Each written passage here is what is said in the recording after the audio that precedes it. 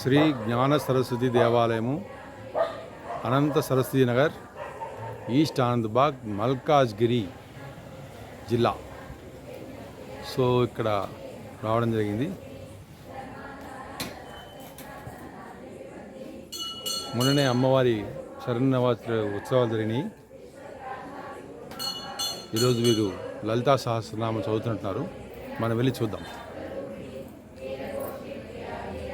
ఎదురుగా శ్రీ దాసాంజనేయ స్వామి వారు మనకు దర్శనమిచ్చారు. అటు పక్కనే మనకు నవగ్రహ ఆలయం ఉంది.